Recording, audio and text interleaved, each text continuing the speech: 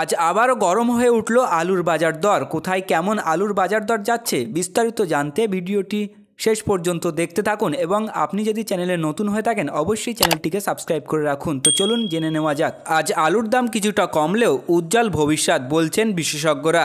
জানুন আজকের পশ্চিমবঙ্গের আলুর দাম কোথায় কি রয়েছে।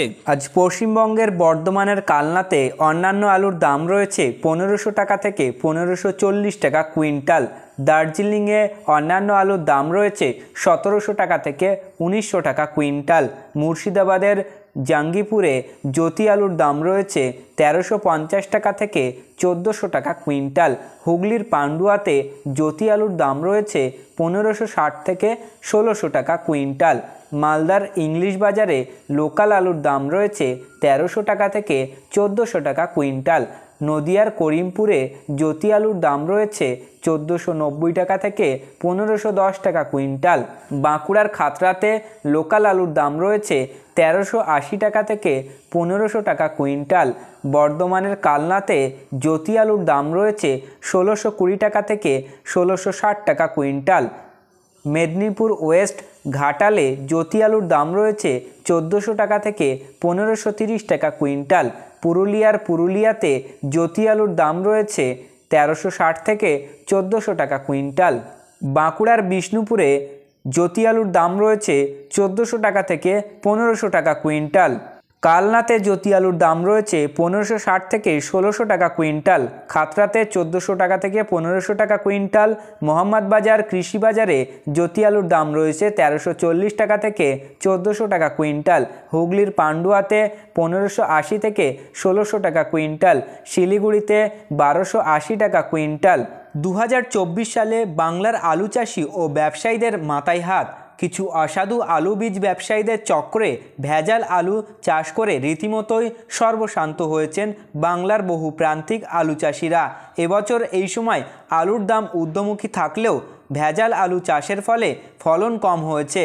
আর অনেক চাষি ঋণ নিয়ে চাষ করার ফলে কিভাবে সেই ঋণ পরিশোধ করবেন আর কিভাবে নিজেদের পরিবার চালাবেন এই ভেবে দুশ্চিন্তায় ভুগছেন বহু আলু চাষিরা। এবছর প্রায় 30% আলুর ফলন কম হয়েছে বলে জানা যাচ্ছে। আলুর এই ঊর্ধ্বমুখী দাম আগামী দিনে থাকবে কিনা তা নিয়ে সন্দেহ রয়েছে।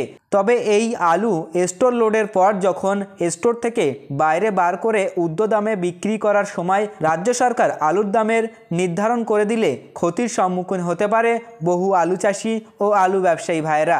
এমনটাই দুশ্চিন্তায় ভুগছেন তারা। যদি চাষি ভাইয়েরা আলু বিক্রি করে 2 টাকা লাভের মুখ না দেখতে পায় তাহলে তাদের পরিবার চলবে কিভাবে? চাষিরা যদি প্রতি বছর এই ক্ষতির কবলে পড়তে হয় তাহলে একদিন তারা চাষি ছেড়ে দেবেন, যার ফলে খাদ্যের সংকট দেখা দিতে পারে। এই সময় আলুর ঊর্ধ্বমুখী বাজার অনেক আলু ব্যবসায়ীরা আলু স্টোর লোড দিতে চাইছেন না, কারণ এখন বেশি দামে আলু লোডিং করার পর যদি কম দামে আলু ব্যবসায়ীদের পরে যদি কম দামে বিক্রি করতে হয় তাহলে আলু ব্যবসায়ীদের বহু লসের সম্মুখীন হতে হবে। এমতো অবস্থায় আলুর দাম নিয়ে বিশেষজ্ঞদের ভাবনা যে যেহেতু এবছর দেশ জুড়ে আলুর ফলন কম, প্রতিবেশী দেশগুলির ভারতের উপর নির্ভর, সেহেতু আলুর দাম যতই দিন বাড়বে ততই বৃদ্ধি পাবে। তাই আলুর দাম বাড়ার পূর্বাভাস দিচ্ছেন অনেক বিশেষজ্ঞরা। তাই এখন দেখার বিষয় যে কতটা তাদের কথা মেলে সেদিকে তাকিয়ে রয়েছেন বাংলার আলু চাষিরা।